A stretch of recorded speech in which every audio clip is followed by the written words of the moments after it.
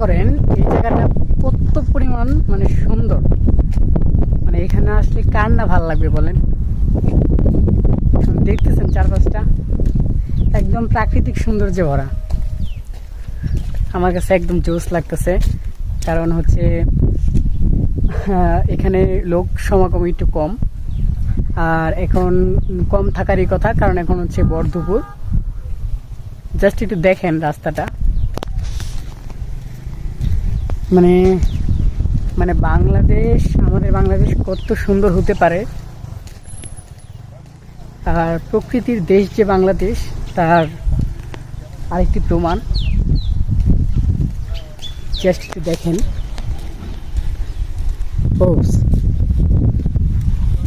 এখানে সিতু মামা আছেন, এখানে আছেন আমার ভাই মামুন ভাই, হোসেন, তারাও আছেন।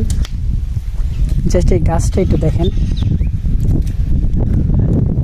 এখানে কি কতটুকু মানে সৌন্দর্য আপনার মনে হয়। ভাই আপনার এখানে কেমন লাগতেছে? তোর এখানে কেমন লাগতেছে? হ্যাঁ একটু সত্যি করে বল, এখানে তোর কেমন লাগতেছে? অস্থির লাগতেছে? সত্যি ভাই অস্থির লাগতেছে? অস্থির মানে অসাম, মন জুড়াই যেতেছে একটা সোজা কথা।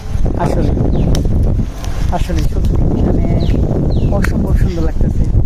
তো আমার এই ব্লগের মধ্যে, মানে আমার এই ব্লগের ভিতরে সবচেয়ে সুন্দরতম জায়গায় মনে হচ্ছে এটা, তাই না? পাগলা ব্রিজ, এটাকে পাগলা ব্রিজ বলে। পাগলা ব্রিজ বলে এটাকে। পাগলা ব্রিজ যাই হোক অসম্ভব সুন্দর। অসম্ভব সুন্দর দূরে গাড়ি আইতেছে। জাস্ট একটু দেখেন।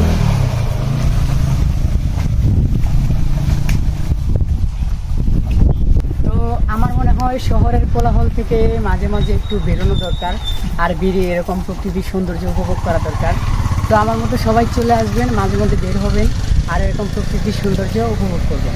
আর আমি এখন যেখানে আছি সেটা হচ্ছে গাজীপুরের শ্রীপুরে, প্রহ্লাদপুর থেকে একটু দূরে। আর এটা আমার পিছনে আছে হচ্ছে পাগলা ব্রিজ, তো এটাকে সবাই পাগলা ব্রিজ নামে চিনে এই এলাকাতে। তো যাই হোক আমার কাছে অনেক অনেক সুন্দর